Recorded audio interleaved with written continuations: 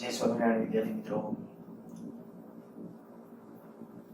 અત્યાર સુધી આપણે જે ડિસ્કશન કરેલું છે એની અંદર સરેરાશ વેગ, તત્કાલીન વેગ, પ્રવેગ, સરેરાશ પ્રવેગ એમના આલેખો એક સ્ટેપ આગળ ઉમેરીએ અચળ પ્રવેગી ગતિ અથવા નિયમિત પ્રવેગી ગતિ. અચળ પ્રવેગી ગતિ ના સમીકરણો ખૂબ સરસ ટોપિક. અને જ્યાં સુધી સાયન્સમાં તમે સંકળાયેલા રહેશો ને ત્યાં સુધી આ અચળ પ્રવેગી ગતિના સમીકરણો આવવાના છે. ટૂંકમાં બધી જગ્યાએ ઉપયોગી. 11 અને 12મા ધોરણના દરેકે દરેક ચેપ્ટરની અંદર આનો સમાવેશ કરી શકાય. એકાદ ચેપ્ટર ઇલેક્ટ્રોનિક્સ જે આવે એની અંદર બાદબાકી કરો, બાકી બધાની અંદર મિકેનિક્સ યંત્રશાસ્ત્ર ઉમેરી શકાય. અને એનો જે પાર્ટ તમને કહું છું કે અચળ પ્રવેગી ગતિ. હવે અચળ પ્રવેગી ગતિનો અર્થ તો આપણને ખબર છે. અચળ પ્રવેગી ગતિ એટલે શું? પ્રવેગ એ બરાબર શું થાય? એ બરાબર, જો સરેરાશ પ્રવેગની વાત હોય તો સરેરાશ પ્રવેગ એ બરાબર આમ લખતા હતા delta v by delta t. તત્કાલીન પ્રવેગ એટલે આપણે આવું કહેતા હતા v નું t ની સાપેક્ષ વિકલન. જો અચળ પ્રવેગ હોય તો એનો અર્થ એવો થાય કે સમય સાથે વેગના વધારા કે ઘટાડાનો દર અચળ. સાવ સાદી ભાષામાં હજી એકવાર રિપીટ કરું છું. સમય સાથે વેગના વધારા કે ઘટાડાનો દર અથવા ફેરફારનો દર અચળ. તો જ આપણે આ પ્રવેગ અચળ કહેવાય. આ પ્રવેગ અચળ.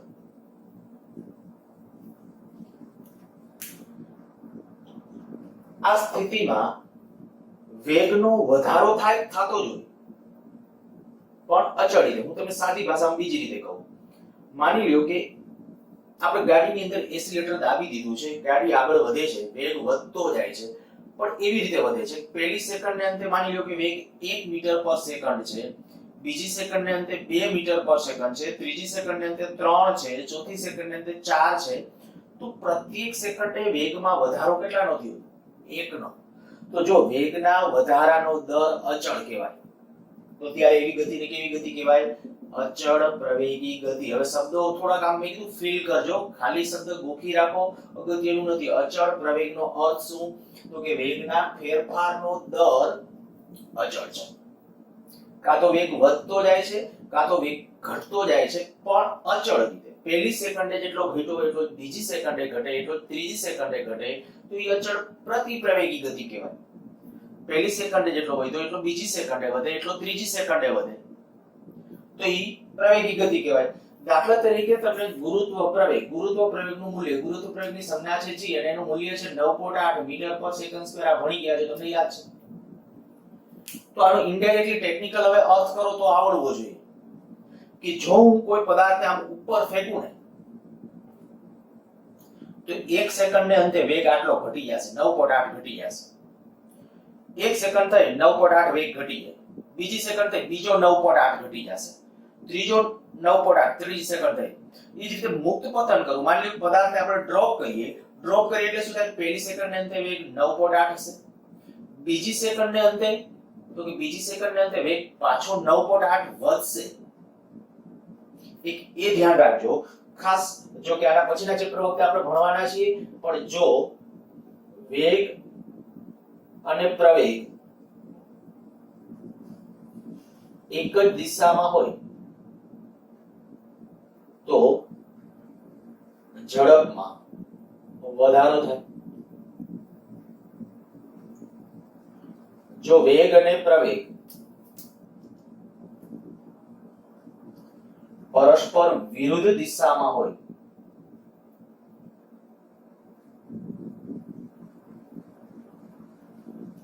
તો ઝડપમાં ઘટાડો થાય. જો પરસ્પર લંબ હોય, v અને a પરસ્પર લંબ હોય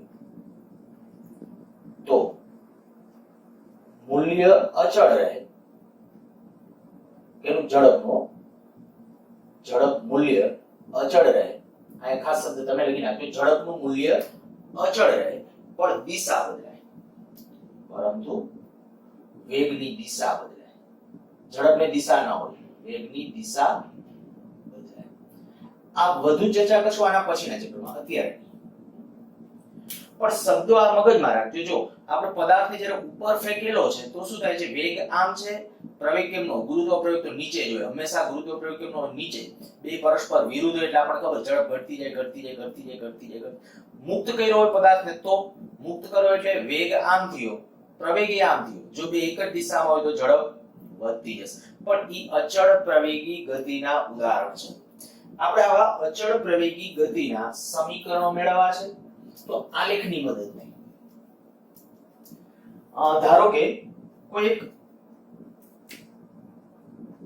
ધારો કે સુરેખ માર્ગે ગતિ કરતા કોઈ પદાર્થ ની ગતિ માટે અથવા અચળ પ્રવેગી ગતિ માટે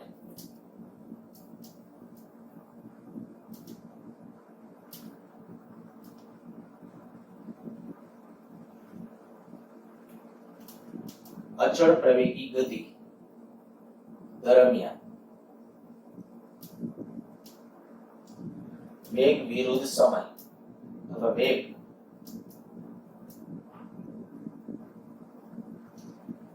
સમય સાથે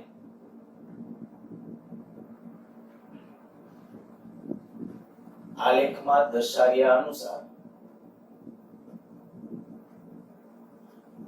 બદલાય છે.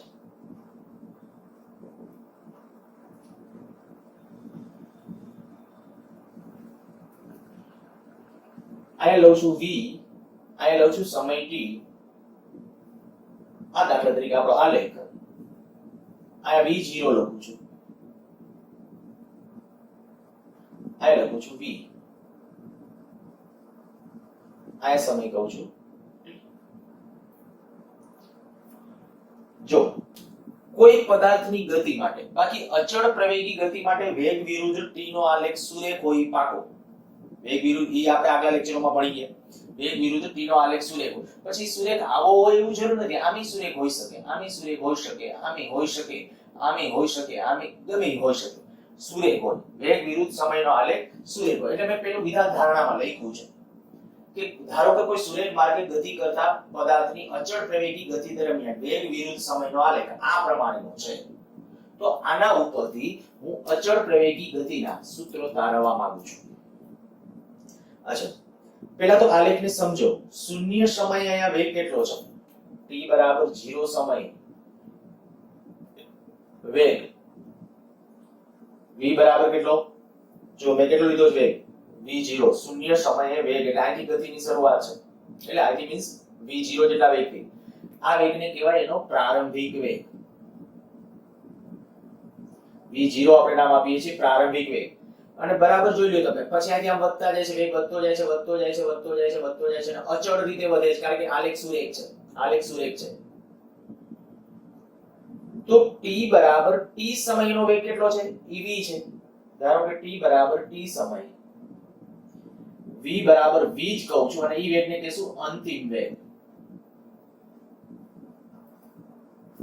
આટલો આપણો અંતિમ વેગ છે.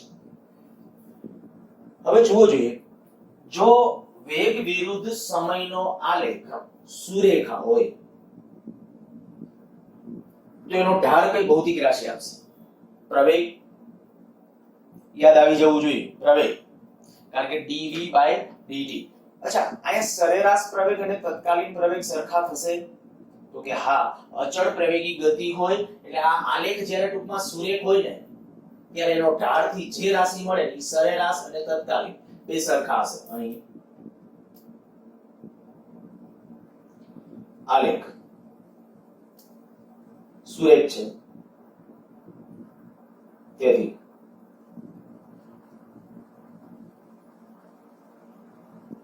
તત્કાલીન પ્રવેગ બરાબર સરેરાશ પ્રવેગ. અચ્છા, હવે સરેરાશ પ્રવેગનું સૂત્ર શું?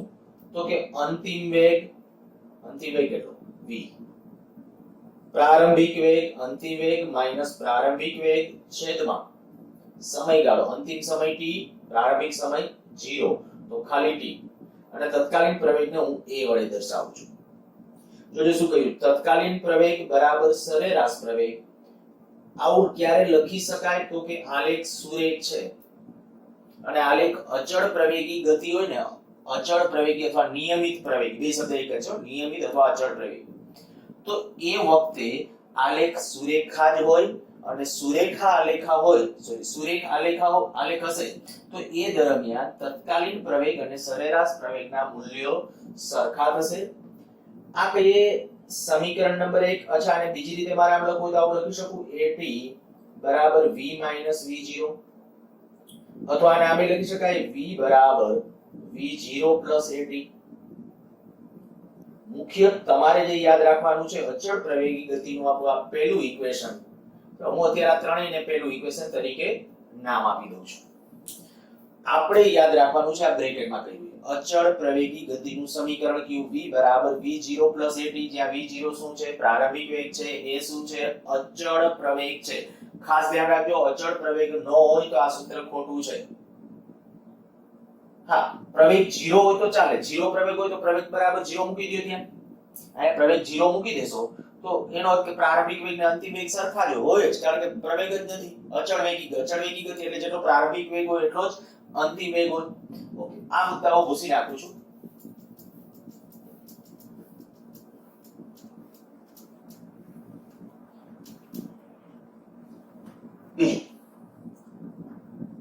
આ આલેખ વડે ઘેરાતું ક્ષેત્રફળ કઈ ભૌતિક રાશિ આપશે? યાદ કરો આગલા લેક્ચર, આલેખ વડે ઘેરાતું ક્ષેત્રફળ.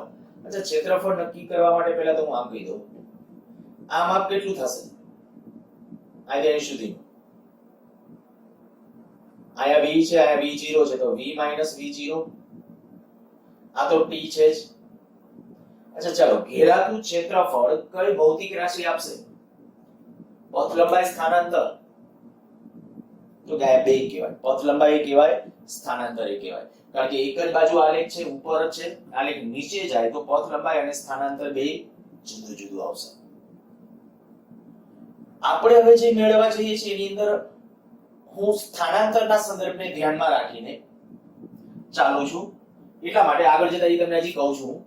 પણ આપણે જે હું નામ આપું છું, આલેખ આમ જ હોય એવું દરેક વખતે જરૂરી હોતું નથી. ક્યારેક આલેખ આમ પણ જતો હોઈ શકે તો નીચેનું સ્થાનાંતર આપણે ખબર છે ઋણ ગણાય, નીચેનું ક્ષેત્રફળ ઋણ ગણાય, પરિણામે સ્થાનાંતર નીચેનું કેવું આવશે? ઋણ આવશે. એટલે આપણે છે ને દરેક વખતે આપણે આવું જ કરીએ, જે ઘેરાતું ક્ષેત્રફળ છે એ શું આવે છે કે શું? સ્થાનાંતર. એમાં ઉપલું ક્ષેત્રફળ ધન ગણશું, નીચેનું ક્ષેત્રફળ ઋણ ગણશું. તો અહીં આપણે કહીશું કે 0 થી t સમયમાં, 0 થી t સમય ગાળામાં પદાર્થે કરેલું સ્થાનાંતર x હોય, 0 થી t સમયમાં અહીંયા પહોંચો ત્યાં સુધીમાં કરેલું સ્થાનાંતર x હોય. જો હું હજી ભારપૂર્વક કહું છું, આપણે સ્થાનાંતર એટલે આપણે કહીએ કે આ ક્યારેક આલેખ નીચે જતો હશે એટલે ખરેખર રિયલમાં એ બધું ક્ષેત્રફળ જે આપણે ગણીએ એ શું આપવાનું છે? સ્થાનાંતર. એટલે આપણે ઉલ્લેખ કરશું સ્થાનાંતર. પણ તમે પછી થોડું પ્રેક્ટિકલ બનવાનું, અને આલેખ ઉપર જ હોય તો એ સ્થાનાંતરે કહેવાય, અંતરે કહેવાય, બરાબર? અને નીચે આલેખ જતો હોય તો અંતર ને સ્થાનાંતર બે એક થવાનું નથી. ચાલો આપણે જે વાત કરીએ 0 થી t સમયગાળામાં પદાર્થે કરેલું સ્થાનાંતર, તો સ્થાનાંતર એટલે કહી દો x બરાબર ક્ષેત્રફળ, x બરાબર આલેખ વડે ઘેરાતું ક્ષેત્રફળ, શબ્દમાં એનો લખી નાખું છું, આલેખ વડે t અક્ષ પર ઘેરાતું ક્ષેત્રફળ.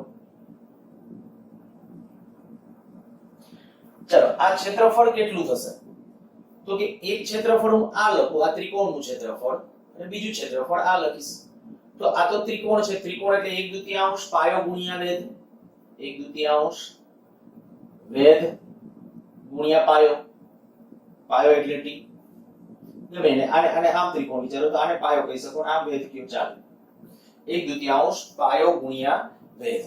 તો આ 1/2 આ માપ છે v v0 ઓલું માપ કેટલું છે t ત્રિકોણનું ક્ષેત્રફળ પ્લસ આપણે તો ટોટલ આખું ક્ષેત્રફળ લેવાનું હોય આ બધું આવી જવું જોઈએ બરાબર તો આ જે ક્ષેત્રફળ હજી કેટલું થશે v0 t v0 t અચ્છા આ જે છે v v0 જો આ સમીકરણ 1 ઉપરથી v v0 ને બદલે મારે લખવું જ શું લખાય at પરંતુ સમીકરણ 1 પરથી v v0 બરાબર at તો અહીં આપણે લખશું x બરાબર 1/2 at into t plus v0 t अर्थात के v0 t આ પદ પહેલા લખી નાખું v0 t plus half at square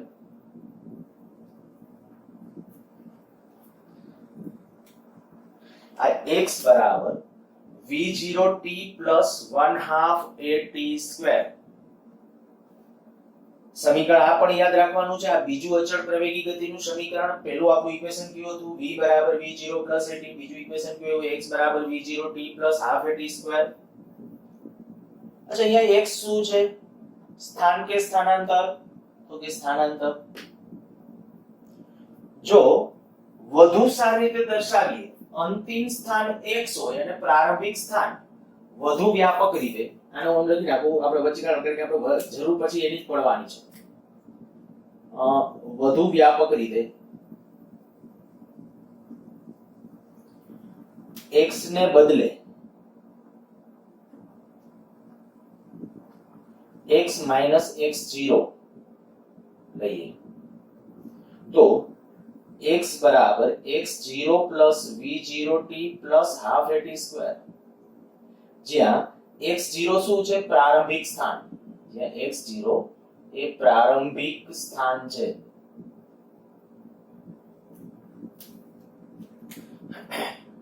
સાવ સાદી રીતે સમજો તો આ સ્થાનાંતર એટલે શું થાય અંતિમ સ્થાન માઈનસ પ્રારંભ તો આ અંતિમ સ્થાન હવે આ સ્થાન છે આ x છે એ શું દર્શાવું છું સ્થાન સ્થાનને x વડે દર્શાવશું આવનારા દિવસોમાં સ્થાનાંતરને x વડે દર્શાવશું એટલે થોડું ધ્યાન રાખજો શબ્દમાં સ્પષ્ટ લખી રાખવાનું સ્થાનાંતર હોય તો એ સ્થાનાંતર x અને સ્થાન હોય તો સ્થાન x બરાબર સ્થાન એટલે જે તે બિંદુ પર્ટિક્યુલર આપણે દર્શાવ્યું અને ટૂંકમાં સ્થાનાંતર એટલે શું થાય અંતિમ સ્થાન માઈનસ પ્રારંભિક આને બદલે આપણે શું લખ્યું x x0 લખો તો x0 આ બાજુ વહી જશે અને ફાઇનલી પરિણામ આપણું આ મળશે અચ્છા બીજું એક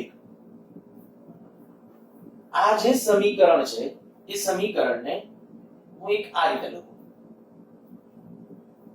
આ x છે આયા બરાબર તો x બરાબર 1/2 vt 1/2 vt minus 1/2 v0t plus v0t બીજું કઈ નથી કરતો ખાલી સાદું રૂપ જો પ્રોપર રીતે દેખાય છે ને ઓકે ચાલો x બરાબર 1/2 vt શું કર્યું છે આ 1/2 અને t બે યારે ગુણાકારમાં લઈ લીધા છે 1/2 vt બીજું પદ છે માઈનસ માં રહેશે હવે આ બેને ભેગા કરીએ આ આખું છે એમાંથી આટલું અડધું જાણે કે બાદ કરો તો અડધું વધે કેટલું વધશે 1/2 vt plus 1/2 v0t અર્થાત કે આને આમ લખું તો આમ લખાય v plus v0 by 2 into એક સમીકરણ આપણે આ યાદ રાખવાનું છે અચળ પ્રવેગી ગતિના સમીકરણ તરીકે ટેક્સ્ટબુકમાં એને બહુ હાઇલાઇટ નથી કર્યું એ સમીકરણને પણ આપણે ઉપયોગ કરવાનું છે બરાબર ઘણી બધી જગ્યાએ અને કેટલી શોર્ટ ટ્રીકો આવશે ઘણી બધી વસ્તુ આવનારા દિવસોમાં ઉપયોગી થવાની છે ત્યારે આ વસ્તુ ખૂબ કામની છે એટલે અચળ પ્રવેગી ગતિનું આપણું ત્રીજું સમીકરણ થયું એ થયું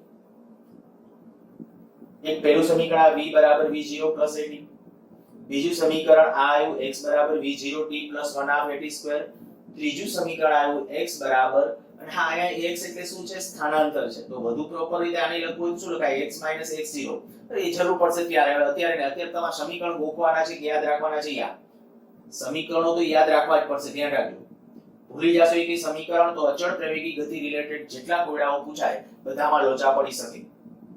ચાલો આ આપણું સમીકરણ થયું.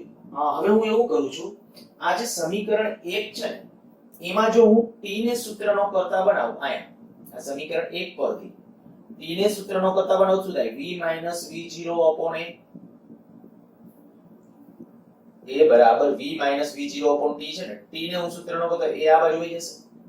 ઈ સમીકરણ 1 માં જ રાખી તો સમીકરણ 1 પરથી t ની કિંમત મૂકતા, બરાબર. આને સમીકરણ નંબર કહી દો 2, આને સમીકરણ નંબર કહી દઉં છું 3, અને હવે આમ લખું છું સમીકરણ 3 માં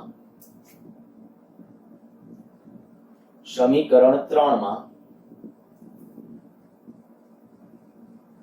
સમીકરણ 1 પરથી t ની કિંમત મૂકતા અહીંથી જો t ની કિંમત ત્યાં મૂકશું તો શું આવશે? તો કે x બરાબર v v0 2 અને t ને બદલે અહીંથી જે કિંમત હતી એ v v0 આ t ની કિંમત ત્યાં મૂકી દીધી છે. હવે અંશમાં જો બે તફાવતના અવયવ છે અને તફાવતના અવયવ તો આમ લખી નાખો v2 v02 2a. તો આપણું એક સમીકરણ આ થયું 2ax બરાબર v2 v02. આ ધ્યાન રાખજો, પાછું x ને x ઈ સ્થાનાંતર છે. સારું, આ ચાર સમીકરણ બરાબર. હજી આની આપણે ડિસ્કશન કરવાની છે. આપણે અત્યારે જે કઈ આવડાના કદાચ 2-3 લેક્ચરો અને પછી ગુરુત્વાકર્ષણનો ટોપિક ઉમેરીને પણ પાછા વળી એકાદ બે લેક્ચરો આના રિલેટેડ અચળ પ્રવેગી ગતિની જ વાત કરવાના છીએ. આ આપણી નિયમિત ગતિ છે. નિયમિત ગતિ માટેના હવે જ્યારે નિયમિત પ્રવેગી ગતિ, નિયમિત પ્રવેગી ગતિના જ્યારે વાત હોય ત્યારે ચાર ઇક્વેશનો, તો ચાર ઇક્વેશનોની અંદર ક્યાં યાદ રાખશું? v બરાબર v0 at, x બરાબર v0t half at², પછી આપણે એક વધારાનું x બરાબર v v0/2 t, અને એક આ 2ax બરાબર v2 v02.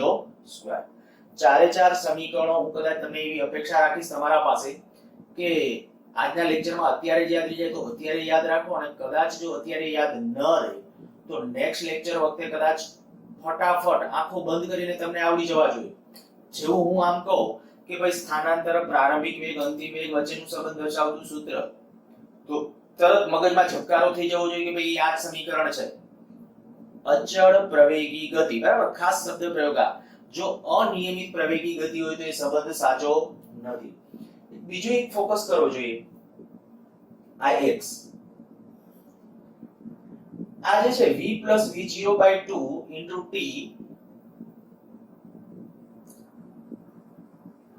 આ છે ને એને મારે સરેરાશ વેગ તરીકે લઈ શકાય કે નહીં?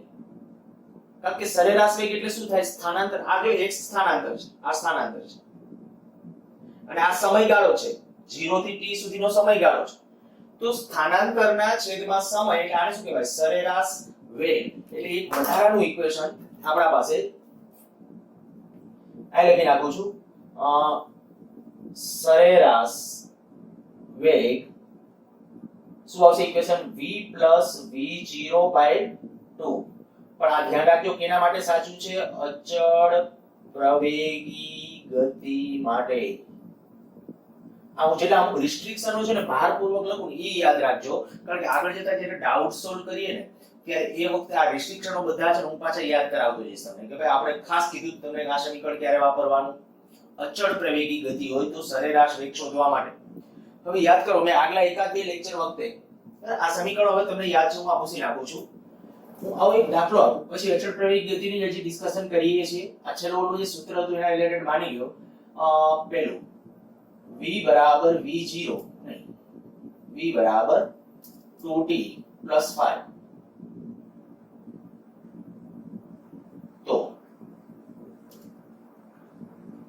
અને બીજું v બરાબર 3t² - 6, તો t બરાબર 0 થી 2 સેકન્ડ દરમિયાન સરેરાશ વેગ મેળવો.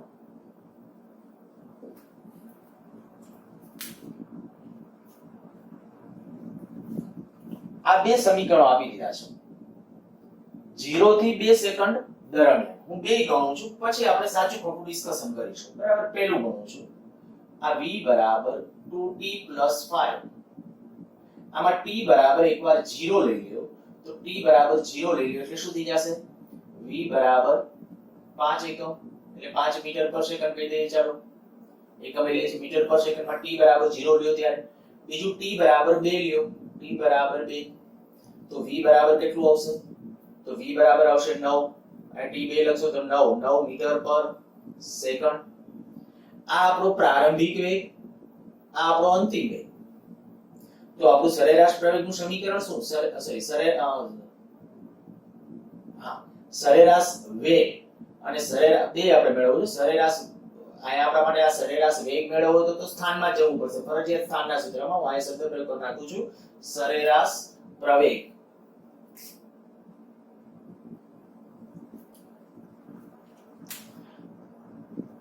જો સરેરાશ વેગ મેળવવો છે તો સરેરાશ વેગ મેં કીધું એક રસ્તો આમાં ઓલું શીખવાડ્યું તો એ મુજબ આપણે બે કામ કરીએ છીએ સરેરાશ વેગ અને સરેરાશ ચાલો બે મેળવી નાખીએ પણ થોડું લાંબુ થાય સરેરાશ વેગ v0 v2 upon 2 તો 5 + 9 ભાગ્યા 2 બરાબર 14 બીજું સરેરાશ પ્રવેગ સરેરાશ પ્રવેગ એટલે શું થશે અંતિમ વેગ માઈનસ પ્રારંભિક વેગ છેદમાં સમયગાળો કેટલા સેકન્ડ છે 2 t2 t0 તો વેગ કેટલો 9 - 5 2 - 0 તો 4 ભાગ્યા 2 એટલે 2 મીટર પર સેકન્ડ સ્ક્વેર આ બે જવાબ આવી ગયા બે મેળવા છે મેં સરેરાશ વેગ ને પ્રવેગ બે ચલો બીજા માટે v બરાબર 3t² - 6 આવું છે આમાં આપણે આવું કરીએ t બરાબર 0 લેતા જો t બરાબર 0 લેશો તો v0 જે મળશે કેટલું મળશે -6 t0 લેશો તો અને t બરાબર 2 સેકન્ડ લ્યો t બરાબર 2 સેકન્ડ લેતા 2 લેશો એટલે 2 નો વર્ગ 4 4 3 12 12 માંથી 6 જાય તો 6 તો +6 મીટર પર સેકન્ડ તો સરેરાશ વેગ એટલે શું થશે અંતિમ વેગ પ્રારંભિક વેગ વત્તા અંતિમ વેગ ભાગ્યા 2 આ કેટલું 6 - 6 ભાગ્યા 2 બરાબર 0 સરેરાશ પ્રવેગ બરાબર સરેરાશ પ્રવેગ એટલે શું થશે સરેરાશ અંતિમ વેગ માઈનસ ડાયરેક્ટ લખી નાખો ચલો અંતિમ વેગ કેટલો 6 -6 ભાગ્યા 2 તો 6 મીટર પર સેકન્ડ સ્ક્વેર આમાં કઈ ખોટું છે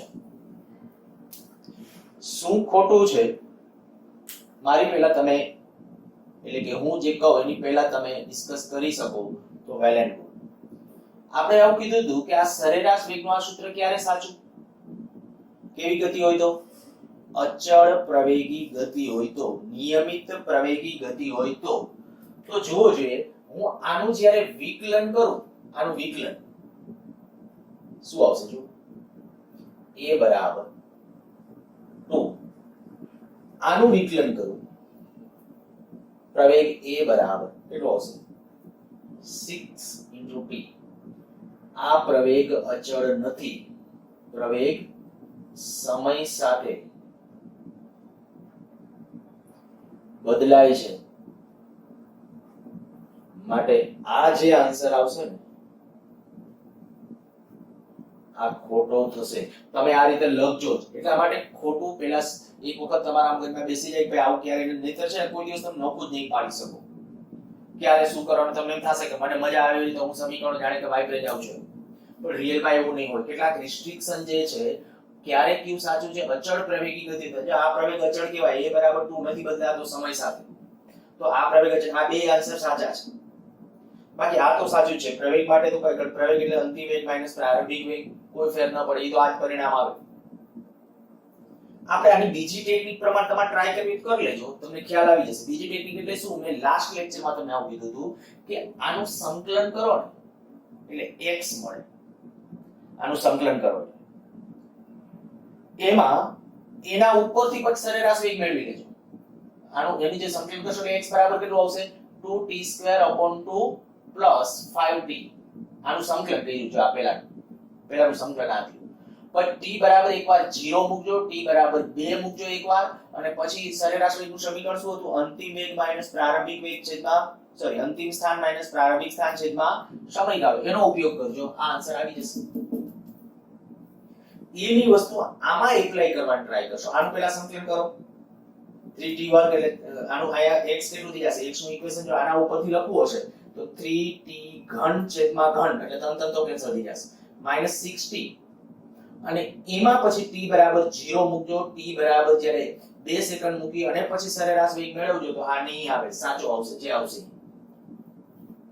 બરાબર. આ ખોટો છે. સાચો કેમ મેળવવાનો ખબર પડી ગઈ હશે.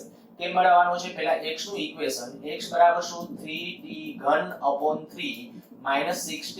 આમાં t બરાબર એકવાર 0 લેવાનું, t બરાબર એકવાર 2 સેકન્ડ લેવાનું, પછી અંતિમ સ્થાન માઈનસ પ્રારંભિક સ્થાન છેદમાં અંતિમ સમય માઈનસ પ્રારંભિક સમય. આ પ્રમાણે તમારે સરેરાશ વેગ મેળવવાનો છે આની અંદર. હવે એવા કરાવ્યા છે મેં, એટલે હું એના ડિસ્કશનમાં અત્યારે આગળ વધતો નથી, પણ તમે ટેલી કરજો. બરાબર. જેટલો અમુક દાખલાઓ કરો પણ એવા કોન્ફિડન્સ થી કરો, વ્યવસ્થિત રીતે, કે જેથી કરીને બીજા દાખલાઓની અંદર છે પાછો કોન્ફિડન્સ બિલ્ડ અપ થાય. અને હું સતત પાછા આના રિલેટેડ તમને હોમવર્ક તો આપતો જ રહેવાનો છું. અચળ પ્રવેગી ગતિના રિલેટેડ પણ કેટલાક પ્રશ્નો આપીશ. હું એકાદ હજી લઉં આગળ. ચાલો દાખલો. અચળ પ્રવેગી ગતિ કરતા પદાર્થે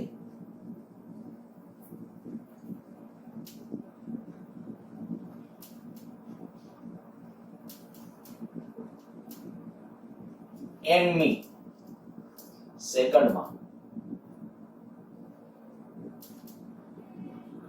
કાપેલું અંતર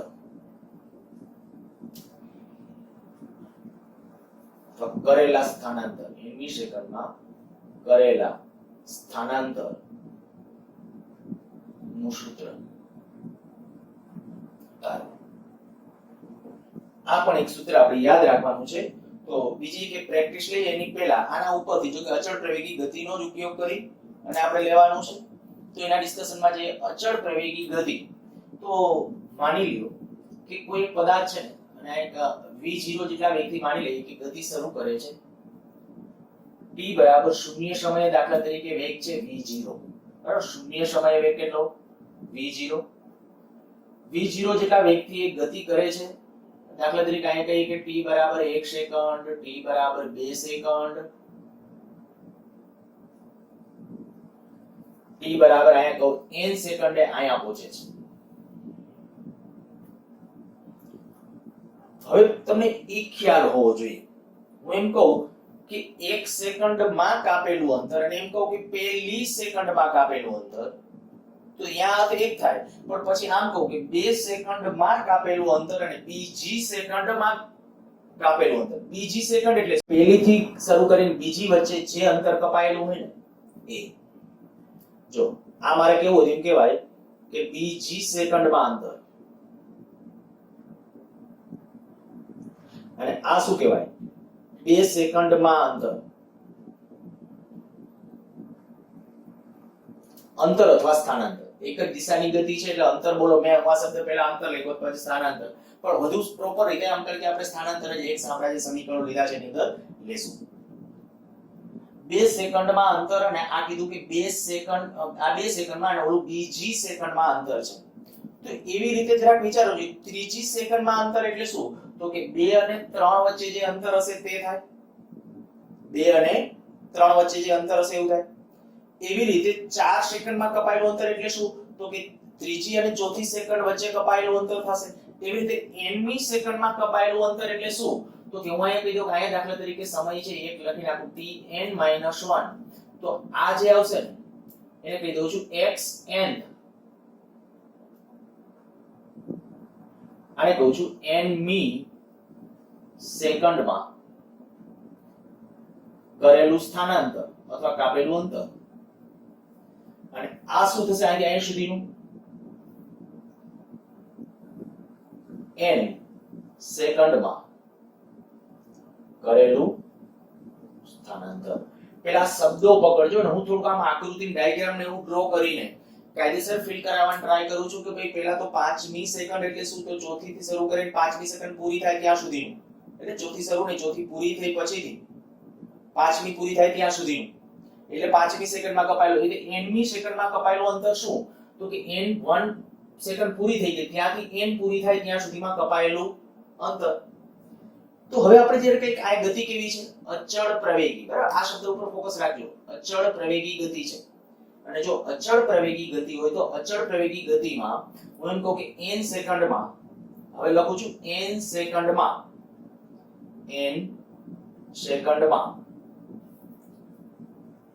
કપાયેલું અંતર n સેકન્ડમાં કપાયેલું અંતર એને કહું છું xn આ જે છે એને કહી દઉં છું xn n સેકન્ડમાં કપાયેલું અંતર. ઈ n સેકન્ડમાં જે અંતર કપાયેલું હશે અને આ અંતર છે એમાં બાદ કરી નાખશું આ કેટલું xn - 1 કહું છું.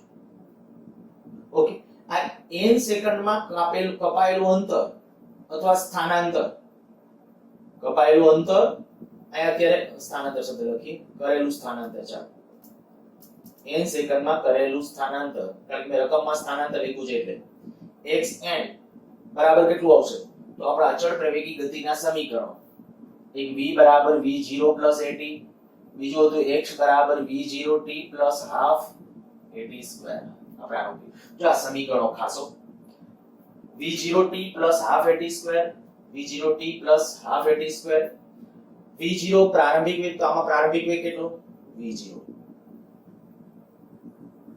t આ જે છે t ને બદલે આપણે n સેકન્ડમાં તો સમય કેટલો n કયું સમીકરણ વાપરું છું ઓકે પહેલા એકવાર ઇક્વેશન લખું x બરાબર v0t + half at2 મુજબ x ને બદલે શું xn પ્રારંભિક વેગ v0 સમય આયા કેટલો n કારણ કે n સેકન્ડમાં છે ધ્યાન રાખજો t બરાબર n લેવાનું છે પ્લસ 1/2 પ્રવેગ તો અચળ એમનેમ જે છે અને આ કેટલો n2 આ કે જે સમીકરણ નંબર 1 આ જ રીતે n - 1 સેકન્ડમાં કપાયેલું અંતર કપાયેલું નહીં કરેલું સ્થાનાંતર લખી એ અંતર બોલીએ તો મેં કીધું આયા અત્યારે માટે કોઈ ફેર પડતો નથી કરેલું સ્થાનાંતર એને લખું છું xn - 1 આ જે છે શું આવશે v0 n - 1 plus 1/2 a n - 1 એનો સ્ક્વેર આગળ સાદુરૂપ આપી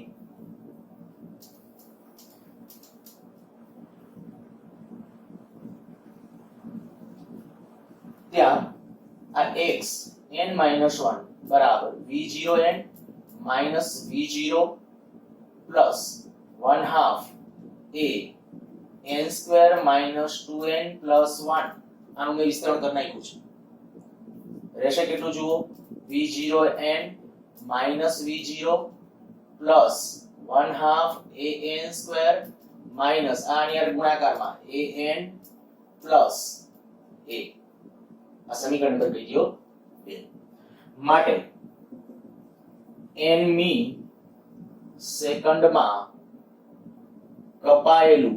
કરેલું સ્થાનાંતર